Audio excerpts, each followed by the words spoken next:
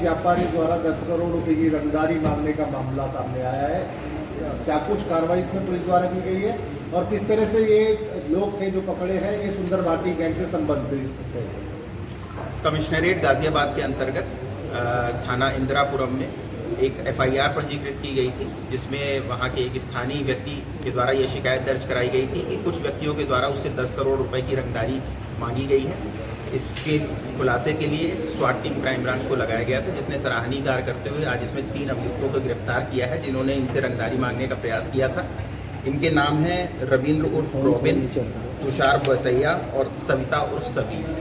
ये तीनों जो अभियुक्त हैं ये पूर्व से ही जो अर्पित नाम का युवक है, जिस वादी है इस मुकदमे का, उससे परिचित थे। उनके साथ इनकी व्यापारिक लेन देन भी थे, जिसके बारे में इनके बारे में पर्याप्त सूचनाएं इनके पास थी और इसी सूचना का प्रयोग करते इन्होंने इस तरह का षड्यंत्र रचा था कि इनसे अगर हम रंगदारी मांगते हैं तो ये हमें कुछ पैसे उपलब्ध करा देंगे। और इसी क्रम में इन्होंने 11 तारीख को उनको फ़ोन से, व्हाट्सअप कॉल से, मैसेजेस से, आदि माध्यमों से इनसे रंगदारी मांगी थी और अपने आप को सुंदर भाटी गैंग का सदस्य बताते हुए इन्होंने इनसे रंगदारी मांगने की कोशिश की थी। यद्यपि ये आपस में पूर्व परिचित है और इस जो अभियुक्त पकड़े गए हैं इनका सुंदर भाटी गैंग से कोई लेना देना नहीं है। उन्होंने उसके नाम का प्रयोग करते हुए डराने के उद्देश्य से कि जिससे इनको पैसे मिल सके, इस आधार पर इनसे रंगदारी मांगी गई थी। आज इसमें इन तीनों अभियुक्तों को गिरफ्तार किया गया है। जिस फोन का इसमें प्रयोग किया गया था वो भी बरामद कर लिया गया है। इस पूरे सराहनीय कार्य के लिए स्वाट टीम क्राइम ब्रांच को 25,000 पुरस्कार की घोषणा भी की गई। सर, ये किस तरह का व्यापार करते थे आपस में और इस महिला का क्या रोल रहा है इसमें? ये प्रॉपर्टी डीलिंग का काम करते थे और उसमें कमीशन बेस्ड इनके आपसी व्यापारिक लेन देन थे। ये जो महिला थी उनके ऑफिस में काम करती थी पहले और वहाँ से छोड़ करके फिर ये दूसरे ऑफिस को ज्वाइन कर ली थी।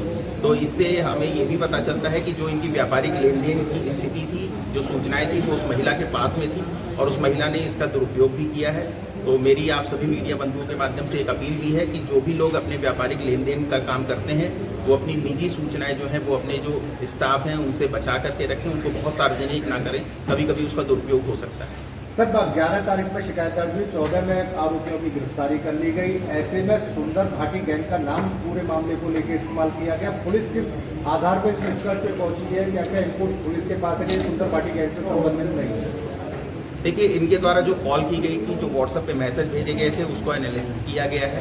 इनके जो इलेक्ट्रॉनिक एविडेंस है उसको कनेक्ट किया गया है। तो उस कनेक्शन के आधार पे ये साबित हुआ है कि उसका इस गैंग से कोई लेना देना नहीं था। ये आपस की इनकी बिजनेस राइवलरी भी थी और कुछ इनके जो सूचनाएं थी उसके माध्यम से लालच भी था कि ये डरा धमका के किसी दूसरे व्यक्ति का नाम का प्रयोग करके हम डराएंगे तो हमको पैसे मिल सकेंगे। तो इसलिए इन्होंने इस व्यक्ति का नाम यूज़ किया था। कोई इनमें आपसी विवाद भी था क्या? विवाद नहीं था, लेकिन बिजनेस राइवलरी इनके बीच थी। सर, क्या परिवार को थ्रेट दी गई थी? सर, परिवार को क्या थ्रेट दी गई थी डराने के लिए? हाँ, निश्चित रूप से इनके परिवार को थ्रेट दिया गया था कि अगर आप इतने पैसे का इंतजाम नहीं करते हैं तो हम आपके परिवार को नुकसान पहुंचाएंगे। सर, सरिता चौधरी को नौकरी से निकाला गया था। क्या माना जाए कि उसी रंजिश में और पैसे करने के लिए पूरा जो योजना थी ये रखी गई? देखिए, उसके पास निजी जानकारियां थी कि फाइनेंशियल लेन देन का क्या स्टेटस है। उस स्टेटस का यूज़ करते हुए उसके मन में लालच आया, तो उसके मन में ये प्रयास आया कि डरा करके ये पैसे लिए जा सकते हैं। तो इस तरह के आधार पर पूरा षड्यंत्र रचा गया था। क्या इससे पूर्व भी इन लोगों ने किसी को इसी तरह से धमकी दे के पैसे वसूले हैं? नहीं, ये इनका पहला प्रयास था।